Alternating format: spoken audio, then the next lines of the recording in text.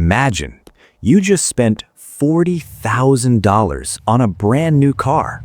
It's sitting in your driveway. It's beautiful. It's yours. My dream car. But then, winter hits. You press the button for your heated seats, and nothing happens. Instead, a message pops up on your dashboard. It says, "Subscription expired. Pay $18 a month to unlock warmth." $18 a month just to stay warm? That is the world we live in now. A world where you can pay for something in full, but you still don't actually own it. Today, I'm going to show you the shadow economy that turned your life into a monthly rental, and how they're planning to take away the last few things you actually own. Think back to how your parents lived. When they wanted a movie, they went to a store, bought a plastic disc, and put it on a shelf. If the store went out of business the next day, it didn't matter. They still had the movie. They could watch it in 20 years. They could sell it. They could give it to a friend. That was ownership. But fast forward to 2026. Now we buy digital movies on platforms like Amazon or Apple. But if you look at the fine print, the stuff nobody reads, you'll see a scary phrase: digital license. You didn't buy the movie, you bought the permission to watch it, until the platform decides otherwise. If a studio has a legal fight with a streaming app, your purchased movies can simply vanish. Poof, gone. No refund, no apology. And it's not just movies. Think about your phone, your tractor if you're a farmer, your smart fridge. In the old days, if something broke, you fixed it. You owned the hardware, so you owned the right to repair it. Now, if you try to fix your own device, the software locks you out. The companies have decided that they aren't selling you a product anymore. They are loaning you a service. Does it ever feel like your bank account is a leaky bucket? You work 40, 50 hours a week. You get your paycheck, and before you even have time to enjoy it, the subscription vampires come out to play. $10 for music, $15 for movies, $12 for that gym you never go to, $5 for extra cloud storage because your phone is full. By the time you look up, hundreds of dollars are gone. And here's the frustrating part. You're doing everything right. You're working hard, you're being responsible, but you're stuck on a financial treadmill that never stops. In the past, wealth was built by owning things: land, houses, physical goods. But the people running the big corporations realized something. If they sell you a toaster once, they only make money once. But if they sell you a smart toaster that requires a monthly bread-sensing cloud app, they make money for the rest of your life. This is a psychological trap. They use convenience as the bait. It's only the price of a cup of coffee, they say. But when you have 20 different cups of coffee every month, you aren't just buying convenience, you're buying a life where you are permanently tethered to their system. You stop being a customer and you start being a user. And the thing about users is they have no power. If the company raises the price by $3, what are you going to do? Lose access to all your files? Lose the ability to start your car? They have you cornered, and they know it. It creates this silent, constant stress, this feeling that if you stop working for even 1 month, your entire life, your music, your memories, your tools will simply be switched off. Let's look under the hood of how this actually works. Imagine a bucket. This bucket represents your financial freedom. In a healthy economy, you put ownership into that bucket. You buy a house, that's a big rock in the bucket. It stays there, it builds value.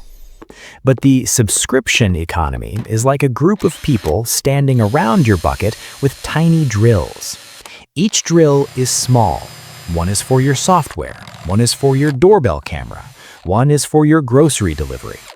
They aren't taking all your water at once, they're just making sure the bucket never stays full. Why are they doing this? It's called LTV, or lifetime value. Wall Street doesn't care about a company that sells 1 million products this year, but doesn't know if they'll sell 1 million next year. That's unpredictable. Wall Street loves predictable revenue. They want to know exactly how much money is coming in on the first of every month. And here is my personal take, something you won't hear in a standard finance textbook. We are moving toward a Feudalism 2.0. In the Middle Ages, peasants didn't own the land. They lived on the lord's land and gave him a cut of everything they produced just for the right to exist there. Today, the digital lords own the platforms where we live, work, and play. We don't own our digital identity. We don't own our social connections. We don't even own the smart locks on our front doors. We are paying digital rent for the right to live in a modern society. It's efficient for them, but it's exhausting for us. When you don't own anything, you're not building a foundation. You're just floating. And when the wind blows, when the economy hits a rough patch, the people who don't own anything are the first ones to get blown away. Okay, take a deep breath. I know, this sounds like a dystopian movie. It feels like the system is rigged and there's no way out. But I want you to realize something very important. This is not your fault. You aren't bad with money just because you have 5 subscriptions. You are living in an economy that was specifically designed to make you a subscriber. The smartest psychologists in the world are paid millions of dollars to make these apps sticky and these subscriptions frictionless. The first step to freedom is simply seeing the cage. Once you realize that ownership is being intentionally phased out, you can start making conscious choices to fight back.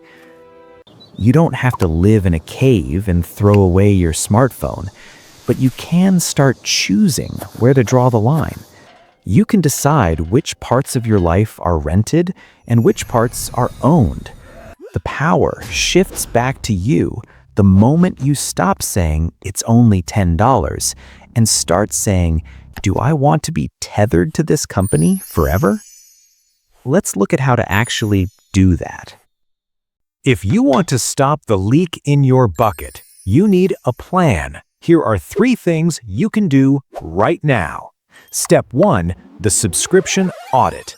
Go to your bank statement. Don't just skim it. Actually look at every line. Wait, I still pay for that? If you haven't used a service in the last 30 days, kill it immediately. If you really need it later, you can always sign up again. But for now, stop the bleeding. Step 2, choose physical over digital for your soul goods. What are soul goods? They're the things that matter to you. Your favorite books, your favorite movies, the music that changed your life. Buy physical copies of these things. Put them on a shelf. Why? Because no CEO can update a physical book to remove a chapter. No platform can delete a vinyl record from your living room. Physical ownership is an act of rebellion. Step 3, the one-time rule. Whenever possible, look for software or tools that offer a lifetime license or a one-time payment. It might be more expensive today. It might be $60 instead of $5 a month. But after 12 months, that tool is free for the rest of your life. I want to hear from you in the comments. What is the most ridiculous thing you've seen turned into a subscription lately? Is it car features? Printer ink? Let me know below. Reading those stories helps everyone realize they aren't alone in this. The goal of the modern economy is to turn you into a permanent stream of income for someone else. But remember, real wealth isn't just about how much money you make. It's about how much of your life you actually own. every time you choose to buy something once instead of renting it forever, you are taking a piece of your freedom back. The system wants you to be a user. I want you to be an owner. If you found this helpful, hit the subscribe button, the free kind, so you don't miss our next deep dive. Speaking of things that aren't what they seem, next time we're looking at the diamond scam. We'll explore why a shiny rock that isn't actually rare became the most expensive must-have in history. Wait, they aren't rare? I'll see you in the next one.